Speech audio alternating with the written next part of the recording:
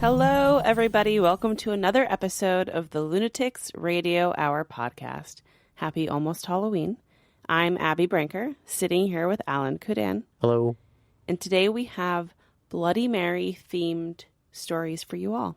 I'm really curious what kind of stories we're going to get about a children's game. I want to say this. We went to a Halloween party last night, and I dressed up as Bloody Mary. You did? Because I'm always marketing the podcast, but... hang on. You could have marketed even further. You had the new Bloody Mary swag to give out, but you didn't give it out to anybody. Felt a little cringe, but here's the thing. Every single person at this party knew what Bloody Mary was. You are alone in your dismissal of it as a cultural moment. That seems impossible. Okay, well, 29 out of 30 attendees of this party disagree with you. This was a very skewed group. Why? Because no one even understood my costume. You dressed up as a very niche, specific board game.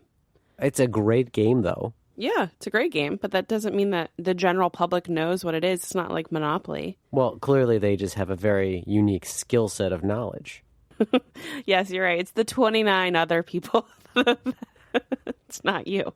Yeah, okay, great. Moving on. So today we have 4 Bloody Mary themed stories for you all. 2 of them are fiction. 2 of them are nonfiction. Nonfiction stories about a ghost. Did you listen to the last episode? I watched the movie. Which movie? The movie you made me watch. The one with Elizabeth Bathory. We watched The Countess from, I think, like 2009, which is my original intersection with Elizabeth Bathory. That was a weird one. Yeah, it wasn't really for Alan. She's something. I'll tell you. She's something else. She had a lot of bad habits. Elizabeth Bathory did. Yeah. What were some of the habits that you thought were bad? I mean, I got no qualms with just like the world's first girl boss. I don't know that she was the world's first girl boss.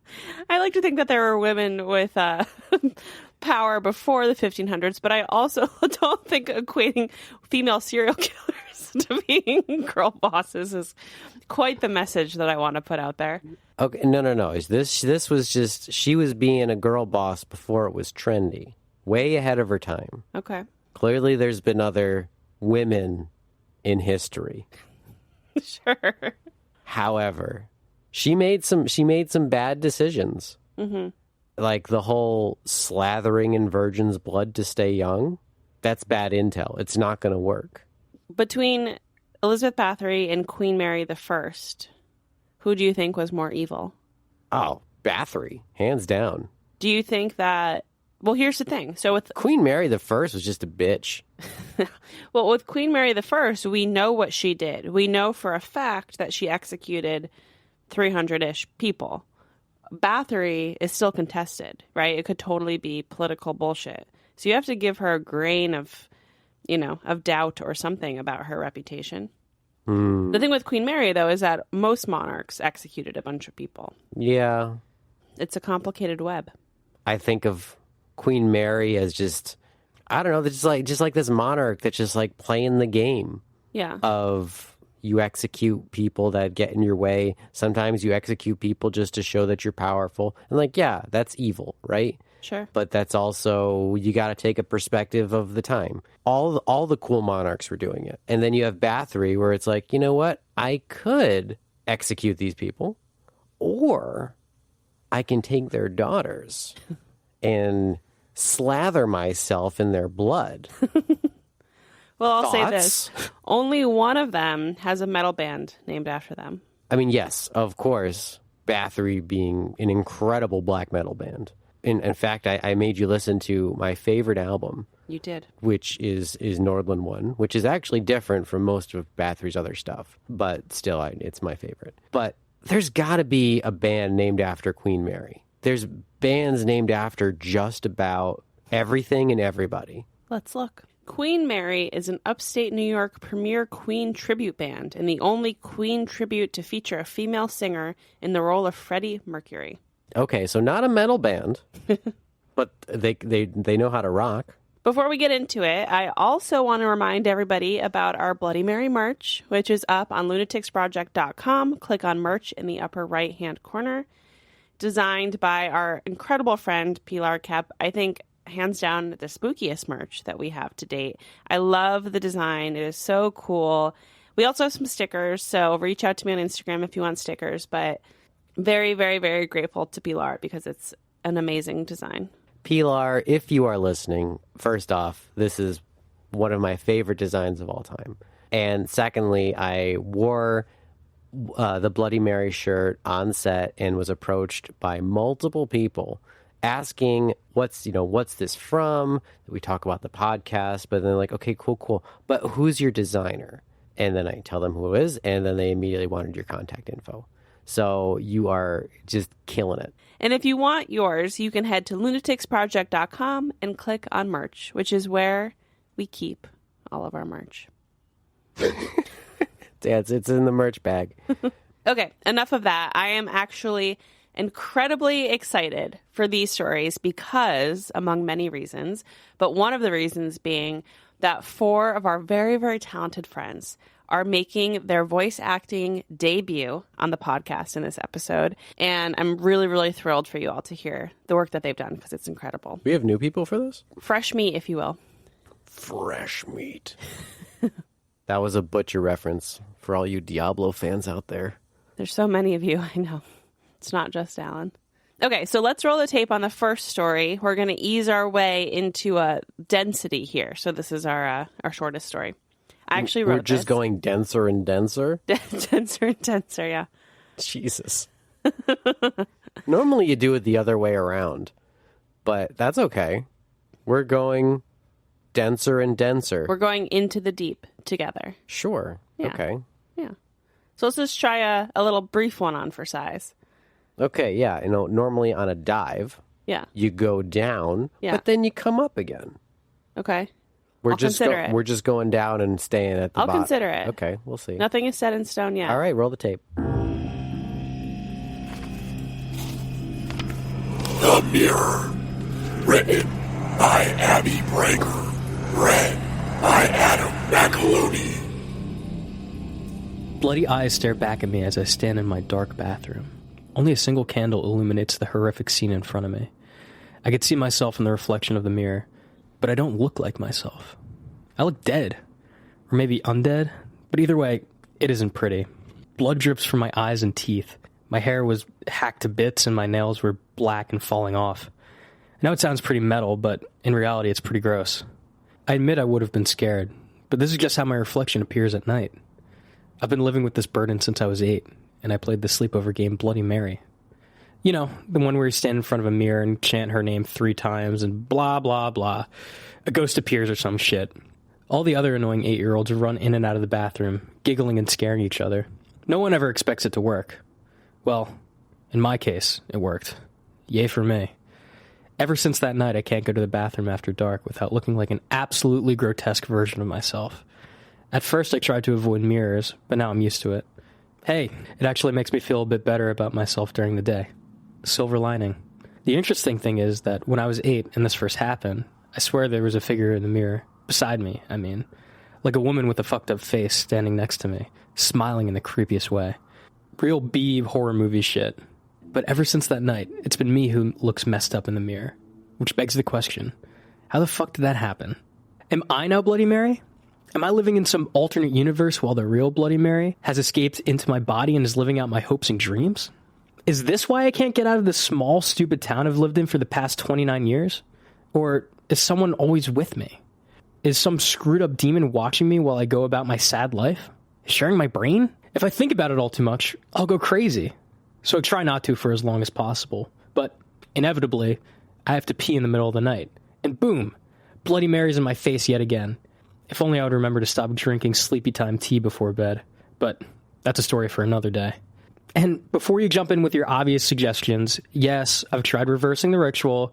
Yes, I've tried about 1,000 variations. And yes, I've been to an exorcist. No dice. Anyway, this is all to say I had a lot of fun tonight.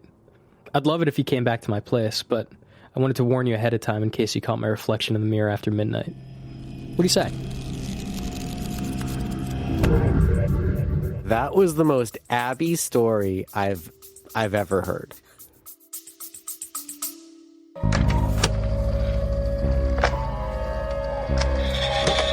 Have you ever wondered why so many sitcom characters deliver babies inside elevators? Or how on TV a second blow to the head can reverse amnesia? Welcome to the Sitcom Study, the podcast where we break down 4 sitcom episodes that share a common trope or cliche. So if you want to critically examine how Carlton lost his virginity, Or discover how sitcom kids mysteriously age several years between seasons? or dissect the sibling bond between Blossom and her brother, Jonathan Taylor Thomas. Look up the Sitcom Study on any podcast app. Wasn't Joey Lawrence Blossom's brother? That was a test, and you passed. There's nothing to keep you humble like Alan bursting out laughing during a story that you wrote. So here's the thing. First off, this was my first time hearing Adam's narration, and he's great. Yeah, he's just got this this quick energy to it. It's a lot of fun. Yeah, he has the perfect energy to not make the story too cringy. Getting to that. No, I'm just teasing. I really actually enjoyed this story. I thought you built a cool lore. You know, again, it's like, how do you take this party game and turn it into a horror movie? Yeah. And as per the last episode, apparently there's a bunch of Bloody Mary horror movies, of which we've seen none. We've seen a few. We saw The Countess, which is not a Bloody Mary movie. Paranormal Activity 3. Did you see it? Yeah. Oh, well, I did not. Okay. Well, okay. I'll go watch it. All right. All right. But then, if you want to talk true horror, it's when you drink too much sleepy time tea and then try to go to bed. It's impossible. You're going to have to get up and pee. Again, this is the most Abby story I've ever heard. I have a small bladder. Anyway, I want to get back to Adam. I think Adam was amazing. So thrilled with his debut performance on Lunatics Radio Hour. He did an amazing job, super talented, brought a ton of great energy to the story. I want to hear Adam do a teen werewolf narration. Should we write a story for him? I think that'd be perfect. Adam just screams teen werewolf to you? Yeah. Okay. Even his voice sounds pretty, you know? And there's always just like that juxtaposition between like pretty and gruesome in werewolf stories. Oh, okay. You know? Yeah. And I want to see that other side. You want to see his vocal range, the dark side of Adam's I know voice. it's there. I just I want to drag it out. Okay. All right, I'll start working on it. Thank you. You're welcome. Yeah, so thank you, Adam. And Adam is one half of a little band called Beach Therapy. And we're actually going to hear from the second half of Beach Therapy later in this episode. I would say Beach Therapy is best described as indie, mellow, contemporary surfer rock. Sure. We have a lot of fun listening to Beach Therapy. We actually went on a road trip recently with Adam and Mike and got to hear a lot about their philosophy on music. And so now I have a very profound understanding for the music that they make. So we'll leave a link in the description of this episode to our favorite album from Beach Therapy. And please listen, please support them. They're really, really talented, and we're really, really thankful that they're part of this episode. I would also say that they're pretty talented comedians, but... They are.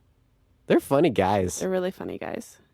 That's why we wanted to give someone a little something funny in this episode, you know? It was pretty funny. Can't be all gore all the time. It can be. So our next story comes to us from a returning writer who's been on Lunatics Radio Hour previously.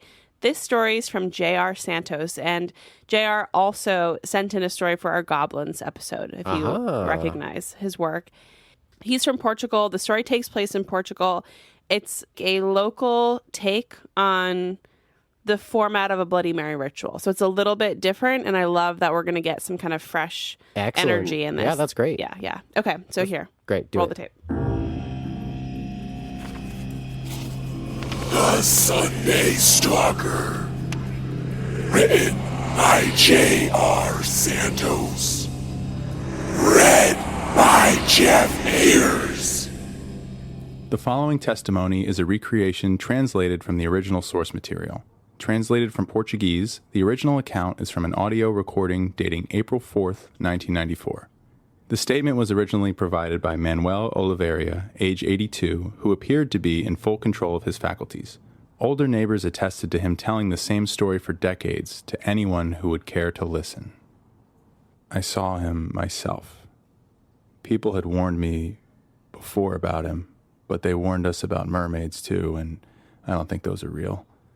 The funny thing, though, is that we don't have a name for him.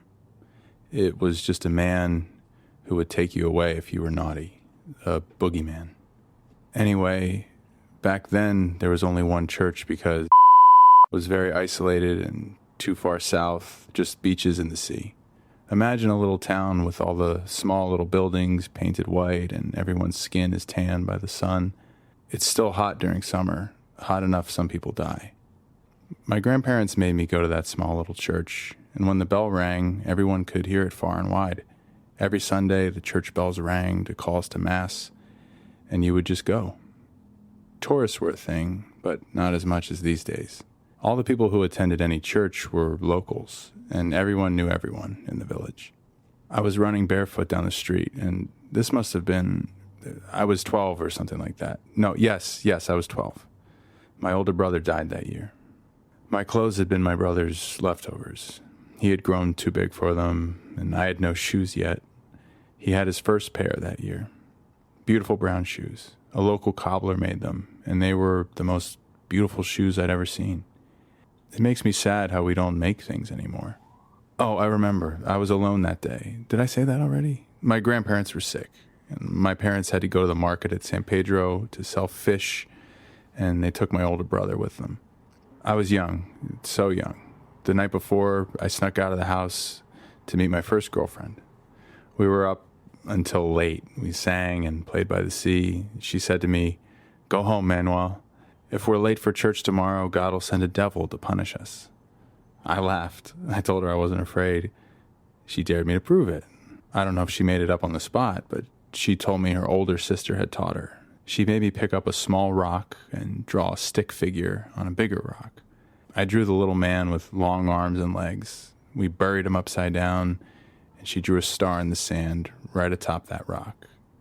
He had been called. I never forgave that girl. It's been so long now. So long. So the next day, I'm running late, and I'm all alone. He walks right to me, real slow, and I stop to look up. "Late to church?" he asked me. He had a weird way of talking, his face all saggy. He was just standing between two homes. He was tall, really tall, and had a wide-brim hat and wore all black. He also had a golden cross, a weird-looking one. It looked wrong, melted. When I first glanced at him, I thought, he's not the priest. He's no one that I know. Back then, we were told to respect our elders, so I answered anyhow. I'd completely forgotten the little game from the night before. I said, "Yes," and he grabbed my shoulder before I could get back to running. It was early, but already so hot, and his hand was cold. "Here, we're late." I don't know how it happened. A church was standing where he had come from, one I had never seen before. It looked nothing like the one I knew. Ours was all stone and white caulk and orange tiles, and this one was all wood and painted black. It smelled awful, like mold. The door opened on its own, and I pulled away and ran. When I looked behind me, he was chasing me with big steps. He grabbed me by my hair and dragged me back to that church. Everything inside looked abandoned. Statues of saints were half broken, coated with filth. He pushed me to the altar and turned me around. Some people were just sitting on the pews, and they hadn't been there before. I thought, these are the damned. He grabbed my jaw with one hand, pried my mouth open with those long fingers of his, picked a tooth, and then pulled it straight out of my mouth. Nothing ever hurt me that badly ever again. It was a baby tooth, but nothing has grown since. He just plucked it, with roots and all, like a little pearl. I kicked and screamed and knocked down something that was on the altar. When I try to remember, it gets fuzzy. I remember little bones, other things too. The man let go of me to pick up the things rolling on the ground, and the people on the pews rushed to the altar, too, and I ran out with my mouth full of blood. He never said another word, but I remember hearing him breathing loud, so loud, trying to get all the bones back together. I ran for my life and made it to the church that I knew, then opened the doors and scared everyone. I was screaming and crying, and I got a beating for my trouble. They told me not to make up lies and to be careful, that I had hurt myself because I was a reckless little fool. Funny, isn't it? They warn you about him, but don't believe you when... And that's it. My brother died that year. Did I mention that? He was playing outside. There was a storm, and he told me he heard the church bells. And he was gone, running in the rain, running away to the bells. They found him the next day, dead by a cliff. All his teeth were gone, and other things. I got his shoes.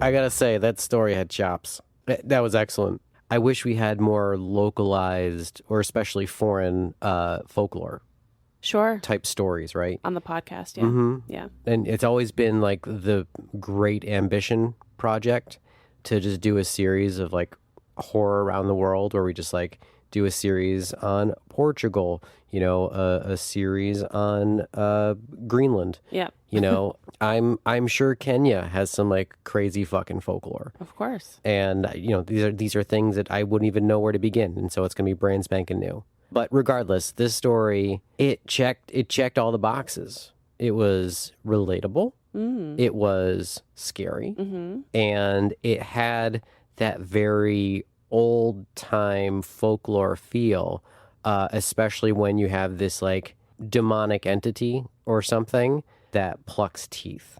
It also, I feel like I agree with all of that, and it also has a lot of heart, because you have the heartache at the end of knowing what happened to your brother, and the same thing that, you know, in this horrifying ordeal that you escaped from. Yeah, this is just great writing. Great writing. And also excellent job pairing this with Jeff. Jeff. I'm familiar with Jeff from an acting perspective, but I've never heard him do voice work before. Fucking nailed it. Yeah. It's so awesome when like you see someone's like, oh yeah, he's really talented, and then you just see him do something completely different, and then also nail that. Yeah. And it's like, oh damn, He has it all. this guy. A double threat. So you can support JR by checking out a short story anthology that features his work. It's called Escalators to Hell, Shopping Mall Horror, and that's by From Beyond Press. You can also purchase his book, We Living Failures, on Amazon. And of course, I will link that in the description of this episode. So please go support JR. Again, we're such fans of his work. If you want to see more from Jeff, we actually have an interview with Jeff about this film up on our website, lunaticsproject.com, and I'll put it across social media. But Jeff actually starred in a horror film called This Is Our Home, which you can watch on Amazon. And it's about a couple's weekend getaway and how it goes awry when a child arrives in the middle of the night claiming to be their son. A story as old as time. And I will say, if anyone watches this film, come join us on Discord, because I would like to talk about the scissors scene with somebody else. So if you watch it, find us on Discord. Let's talk about the scissors scene. Okay, that was a great one. That's going to be really hard to follow up. Okay. Let's see what we can do. Bring in the heaviest hitter. Well, we have two stories left. Again, now we're in nonfiction territory. Again, we're getting closer and closer in density to the molten core of this topic, if you will. That actually has a lower density. All right. So next up, we have an essay that was written by our friend Courtney Eastman at the Ghoul Guide. And this is really special. I do want to say before we start that it actually first was published in the Feminine Macabre 3, which is an anthology that I'm such a fangirl of. So it's an honor that she shared it with us today. But this, again, is nonfiction. It's an essay all about a similar conjuring ritual to Bloody Mary, and it gives you some context and directions on how to do it yourself. Well, now I'm just second guessing myself. Because a liquid would naturally have a lower density than a solid. However, it's at the very center, leading to believe that the highest density things sink to the center. So, like, I don't even know what to believe anymore. There's only one way to find out. Roll the tape. He Comes at Midnight. Written by Courtney Eastman. Read by Lisa Sweeney. Before I had my own paranormal experience around the age of 7, I had a natural curiosity towards the things that went bump in the night and the stories which were seldom told. As I grew older, the eagerness I had towards the supernatural grew along with me. It opened up doors that would lead me down rabbit holes of the occult, urban legends, and superstitions. While most of the urban legends and dark history would grab my attention until the paranormal shows debuted, there had been one subtopic that had left me fascinated amongst the many under the supernatural umbrella. Occult games and dabbling into the paranormal world seemed to have become a rite of passage in the preteen years. Not a sleepover went by without playing some type of supernatural game or telling the scariest tales right before everyone had fallen asleep. We're all guilty of indulging in these curiosities in some fashion. Many might have tried their luck at a round of light as a feather, stiff as a board. Others might have gathered their friends to see what secrets could be revealed with a Ouija board. My friends and I often found ourselves testing our fears to see if the legends of Bloody Mary and Candyman were true. However, it didn't go without some convincing and trying to ease the fear-based hesitation that lingered in the room once the idea had surfaced.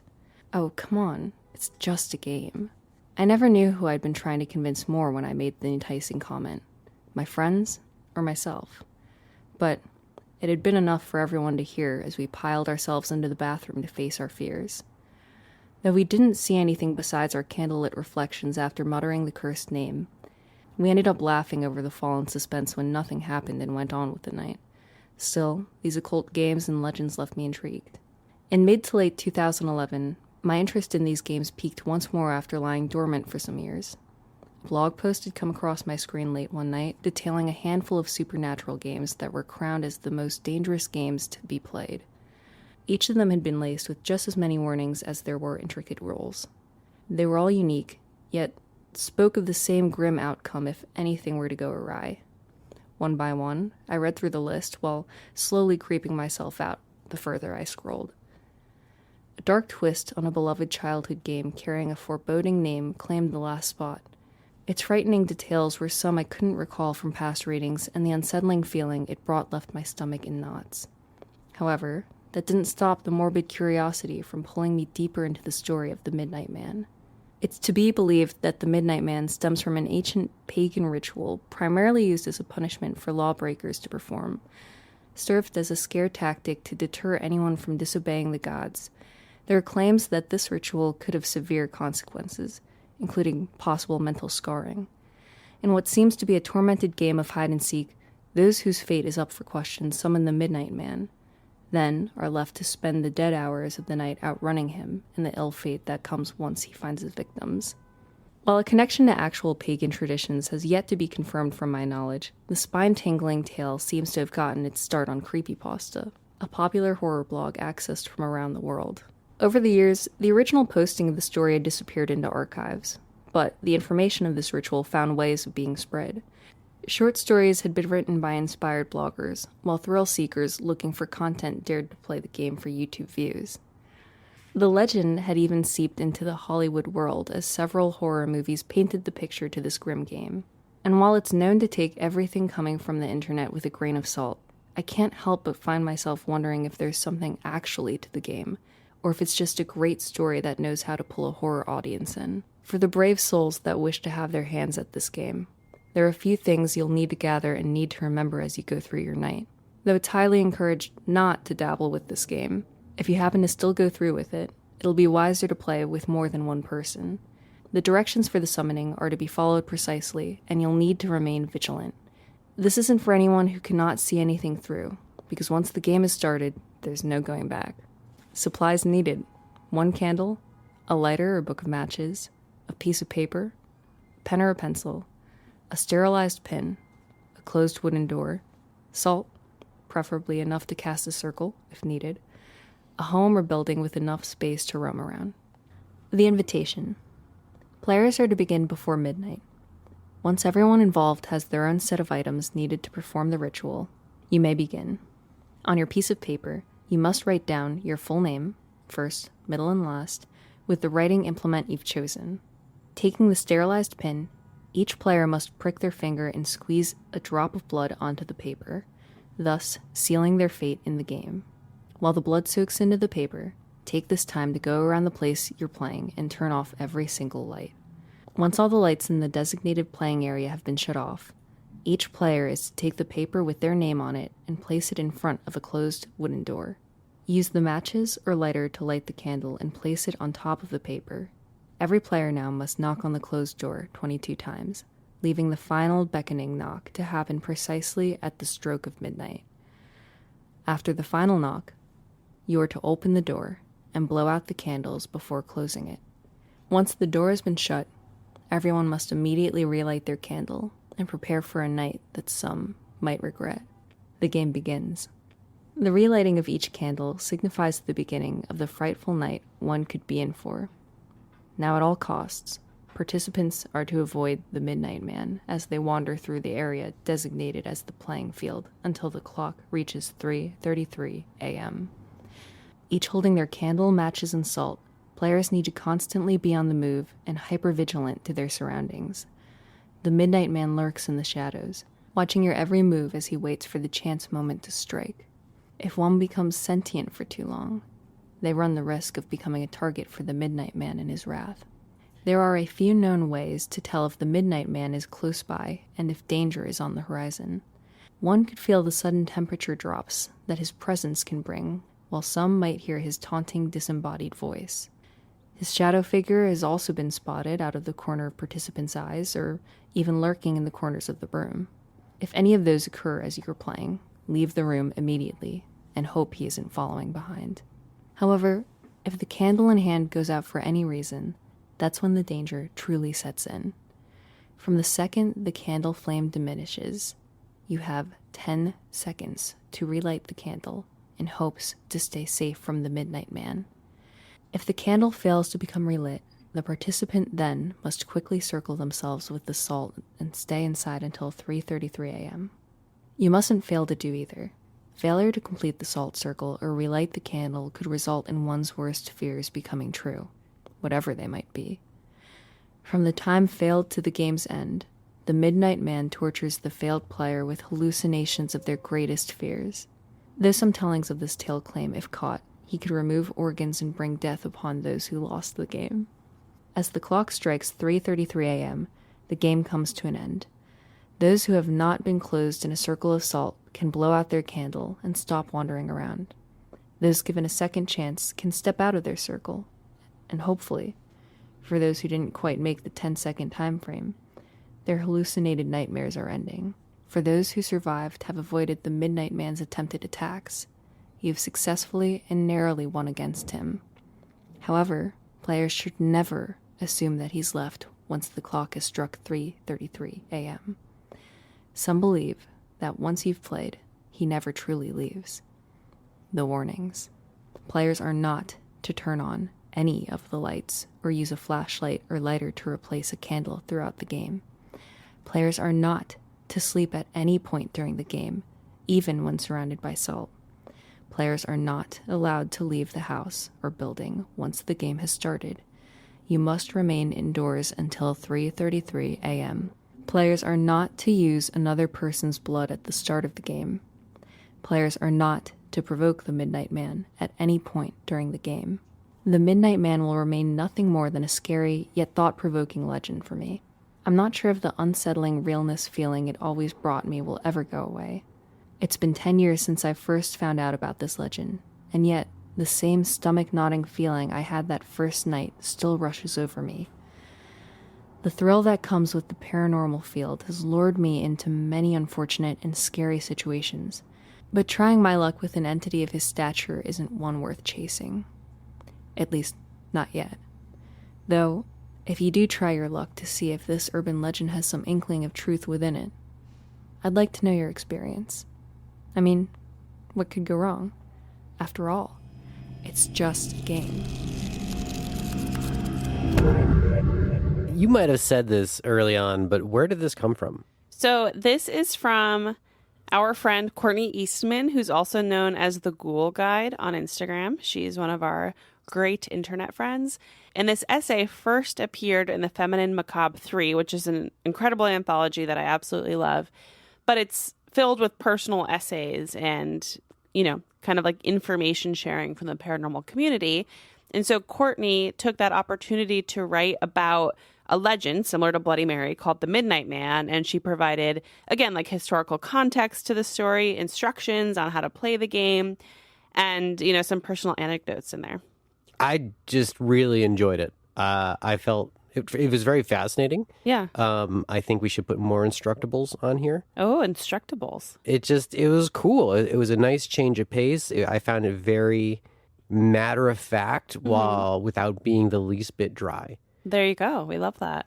Very cool. I don't know. It felt like I felt like it's like the closest thing you can get to just like reading forbidden knowledge that's not written by like monks. Ooh, I love that. Okay. Yes, I mean nothing against John Fox. Well, we're gonna get to him. Okay, but you know, his shit's probably dry as fuck. Well, we'll see for ourselves in a few minutes. Oh my God, really? Yeah. Okay, well. But I do want to say, please follow Courtney Eastman on Instagram at The Ghoul Guide. It's one of the best Instagram follows you can take part in if you are a fan of the paranormal. And also follow Lisa Sweeney, our narrator. Lisa is such a talented actor. I'm so thrilled that she was on this episode. I will link her handle, of course, across social media and in the description below. But Lisa Sweeney on Instagram, and you will not regret it. That was Lisa. That was Lisa. I did not realize. Oh, that's really cool. I've never met Lisa in person. Ships in the night. But we have an upcoming collaboration, so I'm Yes. very excited. Yes. Stay tuned for that. All right. Shall we move on to our finale story? Please. What could this possibly be? So, as you guys probably, hopefully remember from the last episode, the history of Bloody Mary, we talked at length about John Fox and his Book of Martyrs. And Alan was actually supposed to be John Fox's Book of Martyrs, along with me dressing up as Bloody Mary for Halloween, but he punked out. I did. I couldn't get my Fox costume together in time. And it was a huge missed opportunity for the history nerds that were at this party. But that's okay. There's always another year. Just as a reminder, some historical context to place us in space and time here. Fox's Book of Martyrs dates back to 1563, and many believe that he is partially to blame for Queen Mary's exaggerated reputation. So this book was so popular that it went on to have 4 editions, and 30 of the 67 wood carvings used as illustrations in the first edition portray executions under Mary's ruling. It really paints Mary as a cruel and inhuman executioner of innocents. As opposed to those kind and humane executioners. That's right. Oh, I guess that's like veterinarians. Oh, God.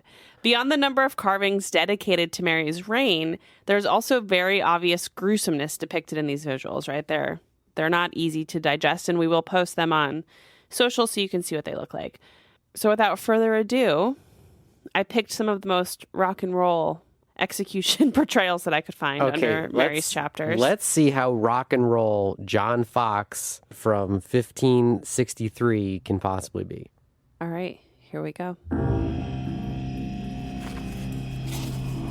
Fox's Book of Martyrs, written by John Fox, read by Mike Becerra. The execution of Lady Jane. And then, kneeling down, she turned to Feckenham, saying, "Shall I say this psalm?" And he said, "Yes." Then she said the psalm in English, in a most devout manner throughout to the end. And then she stood up and gave her maid, Mrs. Ellen, her gloves and handkerchief, and her book to Mr. Bruges. And then she untied her gown, and the executioner pressed upon her to help her off with it. But she, desiring him to let her alone, turned towards her 2 maids, who helped her off therewith, and also with her frowse, paft, and neckerchief, giving to her a fair handkerchief to put about her eyes. Then the executioner kneeled down, and asked for forgiveness, whom she forgave most willingly. Then he desired her to stand upon the straw, which doing, she saw the block. Then she said, I pray you dispatch me quickly. Then she kneeled down, saying, Will you take it off before I lay me down? And the executioner said, No, madam. Then she tied a handkerchief about her eyes, and feeling for the block, she said, What shall I do? Where is it? Where is it? One of the standers-by guiding her thereunto, she laid her head upon the block, and then stretched forth her body, and said, Lord, into thy hands I commend my spirit. And so finished her life, in the year of our Lord 1554, the 12th day of February, about the 17th year of her age. Thus died the Lady Jane. And on the same day the Lord Guilford, her husband, one of the Duke of Northumberland's sons, was likewise beheaded, 2 innocents in comparison of them that sat upon them, for they were both very young, and ignorantly accepted that which others had contrived, and by open proclamation consented to take from others and give to them. The execution of John Rogers. Well, said Mr. Woodruff, I will never pray for thee, but I will pray for you, said Mr. Rogers. And so was brought the same day, the 4th of February, by the sheriffs towards Smithfield. A little before his burning, his pardon was brought if he would have recanted, but he utterly refused it. He was the first martyr of all the blessed company that suffered in Queen Mary's time that gave the first adventure upon the fire. His wife and children, being 11 in number, 10 able to go, and 1 sucking at her breast, met him by the way, as he went towards Smithfield. This sorrowful sight of his own flesh and blood could nothing move him but that he constantly and cheerfully took his death with wonderful patience, in the defense and quarrel of the gospel of Christ. The execution of Mr. John Hopper. After the second fire was spent, he wiped both his eyes with his hands, and beholding the people, he said with an indifferent, loud voice, For God's love, good people, let me have more fire. And all this while his nether parts did burn. The third fire was kindled within a while after, which was more extreme than the other 2. In this fire he prayed with a loud voice, Lord Jesus, have mercy upon me. Lord Jesus, receive my spirit. And these were the last words he was heard to utter. But when he was black in the mouth, and his tongue so swollen that he could not speak, yet his lips went till they were shrunk to the gums, and he knocked his breast with his hands until one of his arms fell off, and then knocked still with the other, while the fat, water, and blood dropped out at his fingers' ends, until, by renewing the fire, his strength was gone, and his hand clave fast in knocking to the iron upon his breast. Then immediately, bowing forwards, he yielded up his spirit. It was pretty graphic. I'll give him that. Nothing like describing the melting of fat while you're burning somebody.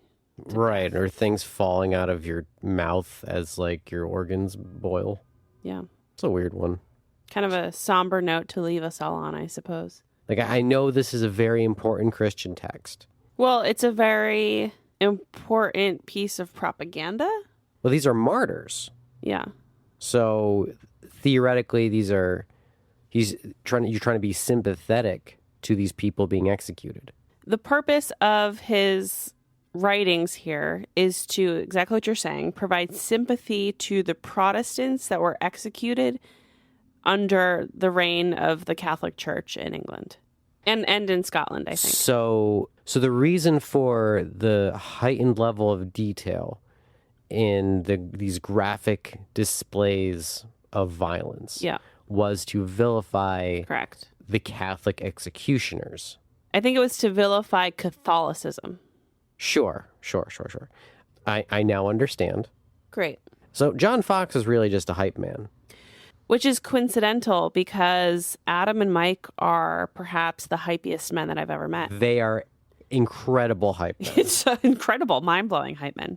I actually will equate, and this is going to be a niche reference, not for everybody, but I will equate the hype man friendship between Adam and Mike to any given K-pop group. Go on. If you have seen any sort of video content with BTS, say, right? They are so supportive and encouraging of each other. It's like a cultural thing. It's so lovely and nice, and it feels very similar to the Adam-Mike dynamic. Well, that's wholesome. It's very wholesome. Unlike John Fox. Exactly. They're the anti-Fox. Sick bastard. Again, remember, Mike is one half of Beach Therapy. So check out Beach Therapy anywhere you listen to music. I almost said podcasts. And they're also all filmmakers in their own right. So I'm going to leave a link to one of their latest films in the description of this episode as well. And Mike certainly had the most challenging story in today's episode and just did such a great job with it. It really was one that I would have stumbled over quite a bit given the language. And it was awesome. He did such a great job. I gotta say, all in all, this was a shockingly strong offering for a topic that I had zero faith in. Not zero, because I believe in you. I believe in you, but I don't believe in the topic. So, but now, how do you feel about the topic? It's great. I think this is actually a pretty strong topic. Fuck yeah. Abby's Revenge. Yeah, I'm going to give it a solid 4 out of 10. That's so annoying. Okay. Well, thank you guys as always for listening. We appreciate that everybody has come along on this Bloody Mary journey with us for our October series. I know we usually look at films. This year we threw something different at you, but there's always next year. Don't worry. But that's also on us. There's a bunch of Bloody Mary films, but we just didn't watch them. No. And so we're going to do that and tell you about them somehow. But I don't know. I'm actually kind of excited based off these stories. Yeah. That took very different directions about just the Bloody Mary lore or just a Bloody Mary adjacent lore, which I'm assuming is what a lot of these movies are going to be. That's right. Well, Candyman. I mean, most people have seen Candyman. I think that's probably the most popular example that exists. Sure. I mean, yes. I admit that if it's 100% in the world of Bloody Mary, but I wouldn't consider that a Bloody Mary film. No, but it's the same concept, mechanic. right? Yeah. Yes, it would qualify, and Candyman's a great movie. Great movie. What's the sequel called? It's got a crazy fucking byline. Candyman 2, something of flesh. Candyman, Farewell to the Flesh. Farewell to the Flesh. The Candyman franchise really put John Fox on the payroll because this guy can just write for them all day long. There you go. But regardless, I'm excited to see what Bloody Mary has to offer for the actual horror community. There you go. And remember, head to lunaticsproject.com. There you will find articles, videos, everything that we put out. But also, if you click on merch, you can get your own Bloody Mary sweatshirt. Did you really plug the merch for the second time this episode? Yes. Come on. Bold move. No one's even listening anymore anyway. The stories are over. Are you kidding me? These Everyone's stories were tuned out. great. The only Did people you listening hear the right now are narrators? asleep. Did you hear Jeff's sultry voice? People are still here. I'm not saying that they stopped listening during the stories. I'm saying they stopped listening after the stories. That's what they're here for. Anyway, thank you guys so much for being here, if you are indeed awake and listening to me. And we will be back very soon with a fresh topic for you. And in the meantime, stay spooky, stay safe, happy Halloween. I'll talk to you soon. Bye. Bye.